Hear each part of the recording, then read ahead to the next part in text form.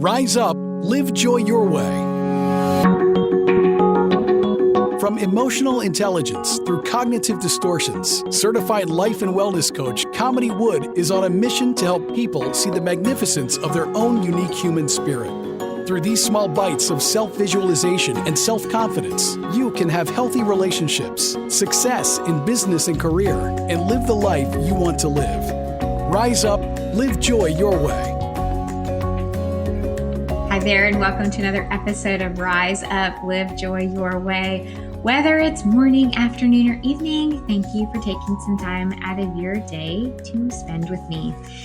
And today I want to break down something that's more teen focused. For those of you who know me, you know that I coach individuals, teenage all the way through mature adults, and I'm also a parent myself. So my kids are, they range in age from 11 all the way to 23 as of today. So dealing with the teenage years is something that is actually very close to my heart. And also with the beginning of school and not just elementary and middle and high school, but also my clients who are emerging adults in their college years, something that has come up routinely in conversations has just been confidence. And how do we build teen confidence?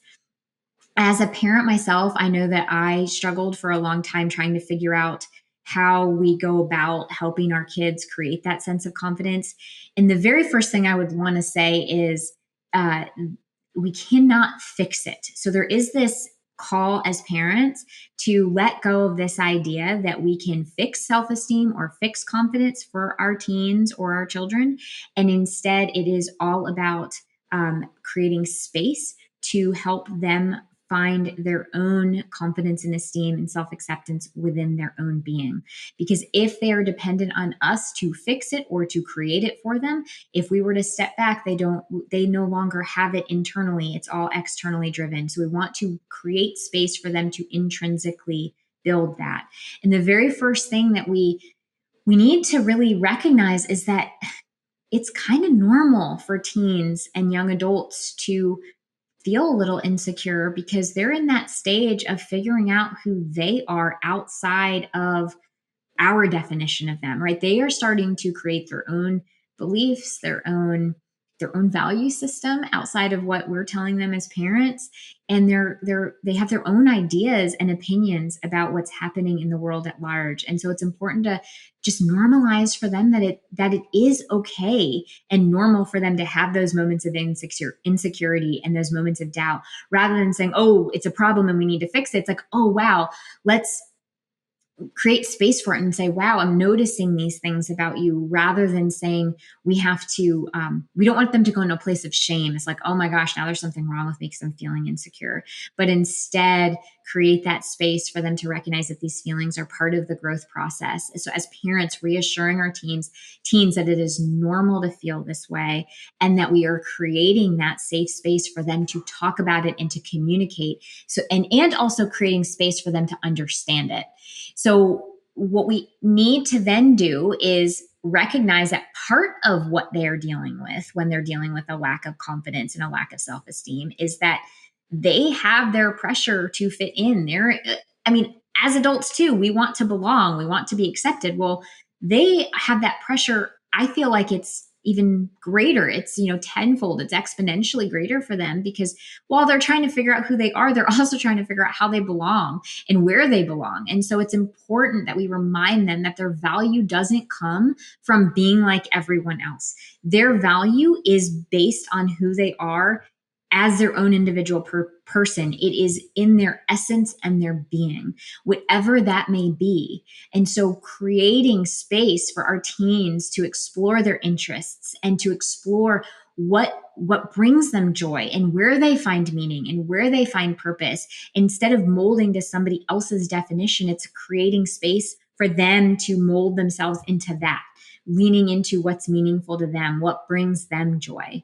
And it is also important to talk to them about help them recognize how they're talking to themselves. Really, I talk about this when we're, going through any sort of transformation. It's about bringing things to the awareness. So allowing our teens room to explore and bring to the awareness, how are they even talking to themselves? What is that inner critic saying?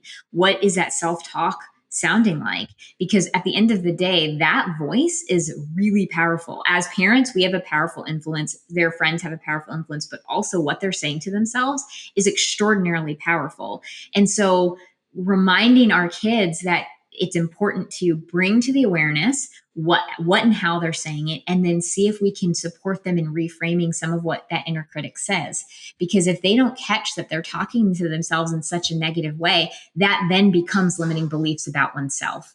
And so it is about really creating space to communicate with our kids about how they want to communicate with themselves. Because when we don't presence that, it becomes normalized and conditioned behavior to talk to yourself in that critical way. And so for teens, it is important to, again, make sure that we're normalizing it and that we're saying, okay, this isn't bad or wrong. This is something that many of us go through, but then how do we work through it? And then part of that is also continuing to encourage our kids to step out of their comfort zone into their growth zone, but do it in small steps. Oftentimes we want so much for our kids and we can see what they're potentially capable of, but sometimes they have to take smaller steps to get there. Because if they can have those small wins, it's going to continually build their confidence, because each win will build upon the other. So encouraging our teen to try new things without putting an extraordinary amount of pressure on them, and then celebrate their effort regardless of the outcome. Celebrate the effort of the process, right? Celebrate that they are showing up and they're trying that new thing and the effort that they've put in. Less focus on what the outcome is. Even if the outcome is amazing, really celebrate how they're showing up as a person. Because again, that's you celebrating who they're being and not just tying goodness and greatness to a specific positive outcome. So as parents, it's really important to do that. And then of course, focusing on their strengths. Oftentimes we will, as human beings, we focus on what's not going well. But if we can give ourselves permission to help them see what their strengths are, because if we make room for their strengths, those strengths can then help complement and raise areas where they might feel weak. So if you can help point out to them moments where they seem to really, really exhibit a strength, and then helping them see how that strength can help raise areas where they might not feel as strong. And then another method that all of us could use in building confidence is visualizing those things for ourselves. Our brains don't really know the difference between a visualization of something negative happening and something positive. It doesn't know that something is reality or not reality. So giving them the ability and encouraging them to visualize how they really want to see themselves. But then also as parents, sharing your own experiences and sharing your own vulnerabilities is so important. As a parent, I know that we have to be somewhat of a leader, and we have to, give our kids the confidence that we have things covered, so that they don't have to feel scared that, oh, my parents don't know how to handle these things. At the same time, showing them that we're also vulnerable and we've had similar experiences is actually quite helpful, because they recognize that it's not abnormal. If your teen is dealing with this and struggling with this, I do have an ebook on my website around how to build confidence and self-esteem in children. So by all means, check that out. It's kaminiwood.com. But also, if you'd like to understand how coaching could be helpful to you as a parent and or to your teen, feel free to book a time to speak with me at coachwithkamini.com. And until next time, stay well. Thank you for listening to Rise Up, Live Joy Your Way. For more information, book a chat with Kamini at www.chatwithkamini.com or visit her website at www.kaminiwood.com. You can also find Kamini on Facebook or Instagram. Username It's Authentic Me.